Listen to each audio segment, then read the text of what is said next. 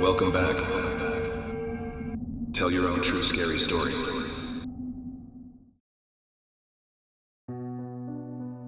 My name is Max Riggs, a former hunter, a hermit by choice, now confined to my cabin amid the unforgiving Alaskan wilderness. Many years ago, when my beloved Elsie was still alive, the cabin was filled with life and laughter. Her death, sudden and shattering, pushed me into this self-imposed isolation. While others hunted for sport, for me, it was always a means of survival. The skills I acquired in my younger years were vital for sustenance and protection. However, when Elsie passed away, my reason to hunt faded into the obscurity of her untimely demise. Haunted by Elsie's memories and shadowed by my own grief, I chose the wilderness as my haven. The isolation offered a way to reconcile with the loss. Instead of focusing on the sadness, I celebrated her life, our memories. Her love for art filled our cabin with intricate carvings, vibrant paintings, and handmade quilts. Each piece, a testament to her love and talent, was my solitary source of comfort and company in the lonely wilderness. Time, they say, is a healer, but for me it became a thick curtain of fog that obscured my past life. With each passing day, I descended further into a hermit's existence, barely maintaining contact with the outside world. Even the town's annual harvest festival, once a joyous occasion for Elsie and me, was now a haunting reminder of a life I no longer belonged to. My story took place in a particularly harsh winter. The mercury had plummeted lower than I'd ever experienced, and a blizzard was furiously raging outside. Living in solitude, in a cozy cabin tucked away in the dense woods of Maine, I was used to harsh weather conditions. But the storm was relentless. The world outside my windows engulfed in a seemingly ceaseless flurry of white. I was glad I stocked up on extra supplies. It looked like I was going to need them. The local news had reported a series of unusual events from a nearby town. A brutal murder had the locals on edge, and there were strange rumors of bizarre animal behaviors. The radio warned residents to stay indoors, to keep doors locked, and report any unusual sightings. The news alone was enough to put one on edge. But it was the helicopter that really unsettled me. A military chopper flying over the serene woodland. In this weather, its blades were slicing the air, a stark contrast to the usual serene of the forest. Curiosity tugged at my memory, recalling tales of a long-abandoned military base tucked away somewhere in these vast expanses. Fort Solitude, they'd called it, a covert government lab rumored to have engaged in classified operations during the Cold War era. Supposedly, it was shut down decades ago, its secrets buried under a thick blanket of snow and bureaucratic obfuscation. Yet the sight of that helicopter stirred up old stories and even older doubts. Its presence suggested an unspoken tension beneath the tranquil veneer of the Alaskan wilderness. Could it be possible that Fort Solitude was not as forgotten as we had been led to believe? The helicopter soon vanished, swallowed up by the gathering clouds, yet its ominous echo lingered, churning the quiet winter air. I couldn't shake off the unsettling feeling that something was amiss. The storm outside raged on, mirroring my rising sense of foreboding. And amidst the cold whisper of the wind, the military chopper had planted a seed of intrigue that promised to sprout into something far more sinister. A murder and now the military? The entirety of the situation was eerie, so I began fortifying my cabin against any potential threat. Yet, deep within me, a sense of dread brewed. For days following the helicopter sighting, a new rhythm of disquiet began to beat beneath the tranquil routine of my isolated life. Unseen eyes seemed to study my every move, and my formerly peaceful cabin felt more like a stage for an unseen audience. Late at night, as the temperature dropped and the wind's moans swelled, strange noises became my new unwanted companions. The scratching at the window pane like impatient fingers, the odd rustling outside like hushed whispers against the backdrop of the storm. It was as if the wilderness was whispering secrets to me, secrets wrapped in fear and uncertainty. Over time, these disturbances transformed into a cacophony of the unexplained. My sleep was broken by the clatter of displaced objects and the barely there echo of footprints in the snow outside. The nights grew colder, the wind's sighs deeper, and my sense of isolation sharper. I would lie awake in the dim light of the midnight sun, listening to the increasingly hostile orchestra of the wilderness. The walls of my cabin no longer felt like a shield against the elements, but like a flimsy curtain between the natural world and the unnatural occurrences that now plagued my existence. The first incident happened at night. A soft, persistent hum began to echo from beneath my cabin, growing louder, more insistent. The sound, like the distant whispers of a forgotten dream, started beneath the floorboards of my modest home. Initially, I thought it was just the creaking of the old wooden structure against the biting winter chill. The hum was unsettling but dismissed as the usual orchestra of the wilderness. How I wish I had listened. Later that night, I heard the thud beneath me, a swift bang echoing through the otherwise silent night. I was far too absorbed in my book to pay it any heed. After all, every winter the animals sought warmth and shelter from the harsh elements. I presumed it was a desperate creature nestling under my cabin. But then came the second thud, louder and more forceful. The heavy sound shook the entire cabin, causing my wine to tremble in its glass. I grabbed my trusty old flashlight, put on my worn-out boots, and headed outside into the swirling snowstorm. I was a man at peace in the wilderness, fearless in my isolation. But that was about to change. The bitter cold bit through my clothing as I made my way to the side of my cabin, where a small makeshift crawl space offered entry to animals. I crouched down, my heart pounding with a vague sense of dread that I couldn't shake. Clicking the flashlight on, I peered into the pitch-black void beneath my home. That's when I heard it. A guttural growl, low and menacing, unlike any creature I'd heard in my years in the wilderness. I froze, my heart slamming against my ribcage, the eerie hum now amplifying into a rhythmic thrumming, like the pulsating heart of some monstrous entity. I stood up slowly, my heart pounding with raw, primal fear. This was no ordinary animal. Something was wrong, very wrong. I retreated back into my cabin, locking the door behind me. I decided to lure it out, the hunter in me figuring a simple snare could solve the problem. With a makeshift trap rigged near a possible exit point, I went to bed, my thoughts a mix of anticipation and concern. Next morning, I looked outside and found the trap triggered but no sign of the creature. Instead, in its place were the remains of an animal too mangled to describe. The oddity of the situation sent a chill down my spine. Something was off. That's when I heard it. A soft, distant voice coming from beneath the cabin. It was whispering my name. Max. Max. Its tone plaintive, like a desperate plea.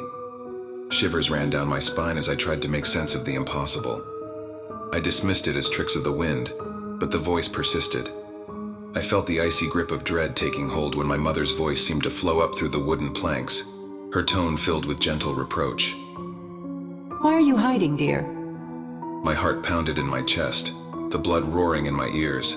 That's impossible, I murmured to myself, clutching my head as a wave of panic washed over me. She'd been gone for years, buried in the local cemetery. The isolation, I thought, must be affecting my sanity. I was stuck in here all alone without even a dog to keep me company. I'd heard about people hearing voices in isolation and decided to wait out the storm. After all, what would I say? That the voices mangled a trapped animal outside my home and were whispering my name with my mother's voice? No, that would sound crazy. The following night, the voices came back, but this time it was my cousin's voice. His laughter echoed in the cruel night as if we were back in our childhood, joking around without a care in the world. Max, remember that summer at the lake? Let's relive those good times. Come on out, it's cold outside. It even quoted a joke he used to tell, the punchline sending waves of uncanny fear through me. My cousin was alive, living in California, miles away from the snowy woods of Maine. The longer I didn't reply, the angrier it got, the voice of an invisible siren hidden beneath my feet. It asked me to check if the storm had subsided, to see if the roads were clear. It pleaded for me to bring food down into the cellar. It recounted memories, imitating the voices of my family, friends, weaving a terrifying tapestry of familiar sounds into a narrative of horror. I decided I had to call for help, knowing I had to keep the more sensitive details of the situation hidden. I knew I just couldn't call the police, and decided I would call animal control instead. At the very least, they would provide me with an escape from this nightmare, and I would just pack my things and never come back. And if there was truly something otherworldly under my cabin, well, I tried not to think about that. Hello, I would like to report, an animal under my cabin in the woods. I told as much truth as I could while keeping the voices a secret. I was relieved at the thought of help coming my way, but suddenly the man put me on hold and said his superior needed to ask me some questions. My relief was short-lived as the man asked me if I had heard any voices. Shocked, I confirmed that I had. The man's voice turned panicked. You have to listen to me very carefully. Do not step outside. Do not let them inside. It's not your loved ones. Now, because of the storm, we will need some time. Where are you The voice on the phone suddenly changed. It morphed into the same voice I'd been hearing. Its tone now saccharine sweet, insisting I venture outside, that everything was safe. My heartbeat echoed the ticking of the wall clock as I listened to the creature mimic a television broadcast. It claimed the storm had passed. The murderer had been caught, and it was safe to venture outside. Its voice was soothing, persuasively normal, yet the words twisted in my mind, weaving an intoxicating illusion of safety. As the hours passed, the voice grew more impatient and menacing. Hey, I'm freezing out here. It's not safe. Stop playing around. Come help me. It said in a mixture of a voice and a deep growl. Then I heard it. Elsie. Her voice as angelic as remembered. She said she was trapped and needed help. I knew it wasn't her down there, but I just needed to be sure. I yelled out to her. Is that really you, Elsie? I asked. Yes, Max, it's me. I didn't reply. Silence filled the air when suddenly the trap I had set earlier came crashing through my window. The voice started to laugh as if it was telling a sick joke, telling me I was the prey now. The isolation of my cabin, which I once cherished, now seemed like a trap. I had become a prisoner in my own home. The voice beneath the floor was my jailer. The rations I had stored up were growing smaller. Any attempts to contact the outside world again were met by static, and Elsie's voice telling me how much I needed to step outside. Eventually, I couldn't bear to hear the voice any longer and gave up on my attempts, afraid I would go mad if I continued. I decided I would wait it out as long as I could. There weren't that many cabins around, they would surely find me eventually. The man on the phone seemed to know something about my situation. Maybe he could help. His eerie warning to not step outside echoing in my subconscious. Suddenly the lights flickered and died, leaving me alone in the dark eeriness of my cabin in the woods. With a panicked thought, I realized the low hum of the heater was gone as well. It must have figured out how to cut my power supply, or maybe the storm shut down the power. Regardless, it didn't matter. I knew I couldn't wait for help much longer. The temperature was dropping fast. I wasn't going to be able to stay inside forever. Even if I managed to not freeze to death, I would eventually starve. I would have to make a run for it while I still could. The problem was I didn't even know where it was. And, to be honest, I didn't even want to know. I considered it a blessing that it seemed to be a floating voice, bearing the thuds, of course. I don't know if I would have been able to handle seeing it perched up on a tree somewhere staring down at me, or its horrid eyes staring at me through the floorboards. I was going to make a run for my car. I had no other option. It was my only hope. If it couldn't get into my house, maybe it wouldn't be able to get into my car either. I just had to make it to my car. As I mustered up my courage, a jarring crash at my door shattered the fragile sense of security I had managed to construct. It filled me with a deep apprehension, as I feared that whatever had been warding off the creature had now disappeared. The thought of encountering the creature petrified me. Gradually, my door began to unhinge, its descent seeming to unfold in slow motion. And in that suspenseful moment, to my astonishment, I caught sight of something entirely unexpected.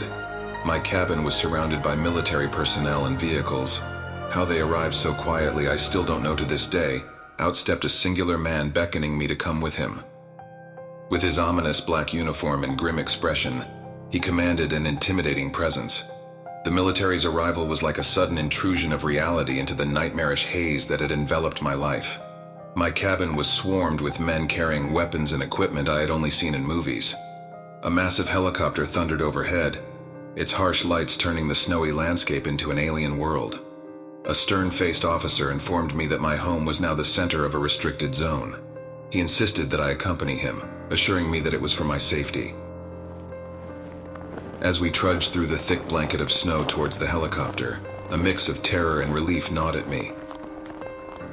but curiosity lured my gaze back to my once peaceful dwelling. Through the flurry of activity, I caught a fleeting glimpse of something horrifying being dragged from beneath my cabin. It was too vague, too twisted and terrifying to fully comprehend. All I could make out in the chaos was a mess of writhing shadows, a grotesque abomination that defied natural understanding. Its sheer scale was stomach-churning, like a monstrous serpentine figure glimpsed through the tatters of sanity. I felt a firm hand on my shoulder pulling me away. The officer's gruff voice broke through the veil of horror, his stern orders pulling me back to reality. "Let's go now," he commanded, guiding me away from the chaotic scene and towards the safety of the helicopter. They whisked me away to an undisclosed location, an austere building humming with military activity. My questions were met with vague responses, my pleas for information dismissed with terse nods. I was ushered into a sparsely furnished room, its bareness striking a sharp contrast with the chaos outside. Hours blended together as I waited in isolation, the cold and sterile environment a stark contrast to my cozy cabin. Finally, the stern-faced officer from the helicopter walked in, a briefcase in hand and a non-disclosure agreement at the ready. He spoke in a monotone voice, describing the classified nature of what I had encountered and the potential dangers of revealing this information to the public. With each word, the horrifying reality of my ordeal began to solidify. They were dealing with something they didn't fully understand. I wasn't going mad, nor was I the victim of some hallucinogenic episode brought on by isolation and stormy weather. Something had been under my cabin, something unnatural. In exchange for my silence, I was offered a generous monetary compensation and a considerable buyout of my home, and a promise to move me out far from the snowy woods of Maine. I signed the agreement, the prospect of sharing my story, of being labeled a lunatic too daunting. I was escorted out of the military facility and into a new life, my cabin, my terror, and my old self left behind in the woods. After the ordeal, I left the cabin, the soldiers, and the wilderness behind, trying to return to a semblance of normalcy and a new change of scenery. The bustling city. The city noise drowned out the menacing growls, the hums, and the chilling whispers that haunted my dreams. I even found myself in the dating scene again, discovering a newfound peace within myself as I conquered my past. But as I tried to rebuild my life, news reports began to filter through about strange occurrences in other remote locations. One particular report caught my attention. A far-off settlement in Siberia had reported a similar phenomenon. Familiar voices whispering in the wind, inexplicable hums echoing through the night. The news stirred a feeling of dread within me, a fear that maybe, just maybe, the horror had not been entirely eradicated. Several nights later, sitting in my city apartment, the urban soundscape was pierced by a hum. It was faint, almost drowned out by the distant traffic and the occasional siren. But it was there, a subtle, dreadful familiarity woven into its pitch. The fear crept back in, its icy tendrils wrapping around my heart. Had it followed me? Or was it just the memory, the trauma replaying over and over again? I couldn't tell. But as I sat there listening to the echoes of my past, I couldn't shake off the feeling that my encounter with the creature was far from over.